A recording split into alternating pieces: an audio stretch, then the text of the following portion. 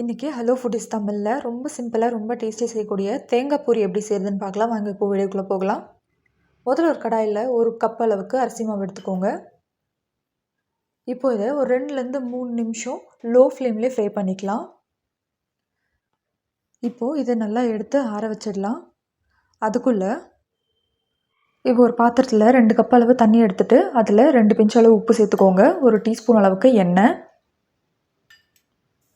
இப்போ இது கொதிக்க ஸ்டார்ட் ஆகிருக்கு, கொதிக்கட்டும்.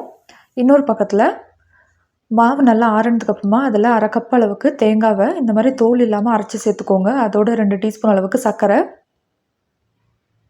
இதெல்லாம் சேர்த்துட்டு ஒரு தடவை நல்லா கலந்து விடுங்க. ஒரு 2 நிமிஷம் வரைக்கும் நல்லா கலந்து விடுங்க. இப்போ இதில் கொதிக்கிற தண்ணியை கொஞ்சம் கொஞ்சமாக சேர்த்துக்கிட்டு இதை நம்ம கலந்து விடலாம். எல்லா தண்ணியும் ஒரே தடவை சேர்த்துறாதீங்க. பாருங்கள், ஒரு ஸ்பூன் எடுத்து இது மாதிரி மிக்ஸ் பண்ணதுக்கப்புறமா ஒரு 5 நிமிஷம் இது ஆறட்டும். இப்போது கையில் ஒரு 2லேருந்து 3 நிமிஷம் வரைக்கும் நல்லா பிசைஞ்சு விடுங்க. இப்போது இதை நல்லா மீடியம் சைஸ் பால் மாதிரி பண்ணி எடுத்து வச்சுக்கலாம்.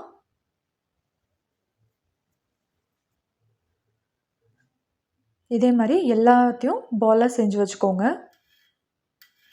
இப்போது இது மேலே வந்துட்டு ஒரு 2 டீஸ்பூன் அளவுக்கு எண்ணெய் சேர்த்துட்டு எல்லாத்துக்கும் நீட்டாக எண்ணெய் அப்ளை பண்ணி விடுங்க. அப்போ தான் காயாமல் இருக்கும். இப்போது இது ஒரு 5 நிமிஷம் விட்டுடலாம். இப்போது ஒரு வாழை இலையை நல்லா க்ளீன் பண்ணி எடுத்துக்கோங்க. இதுக்கு பதிலாக நீங்கள் கவர் கூட யூஸ் பண்ணிக்கலாம்.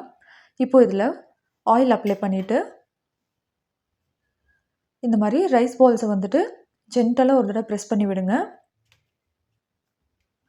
ஒரு தடவை ப்ரெஸ் பண்ணி விட்டதுக்கப்புறமா மேலே லேயருக்கு ஒரு கவரோ இல்லை இன்னொரு வாழை இலையோ கூட நீங்கள் யூஸ் பண்ணிக்கலாம். இப்போது இதை பிளேட்டை வச்சு பொறுமையாக அழுத்தி விடுங்க. பாருங்கள், நீட்டாக வந்திருக்கு. இப்போது இதை ஒரு மூடியை வச்சு நீட்டாக ஷேப் கொண்டு வந்துடலாம். இதில் இருக்கிற எக்ஸ்ட்ராஸ் எல்லாம் ரிமூவ் பண்ணிவிடுங்க.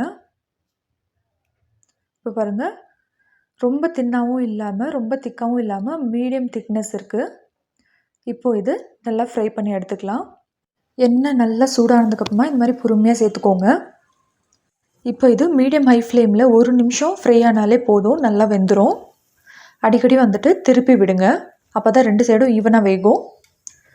இப்போ இதை வடிகட்டி எடுத்துக்கலாம். இவ்வளோதாங்க, ரொம்ப சிம்பிளாக ரொம்ப டேஸ்டியாக செய்யக்கூடிய தேங்காய் பூரி ரெடி. இதை ட்ரை பண்ணி பார்த்துட்டு எப்படி இருந்ததுன்னு சொல்லுங்கள். மறக்காமல் நம்ம சேனலை சப்ஸ்கிரைப் பண்ணிவிடுங்க.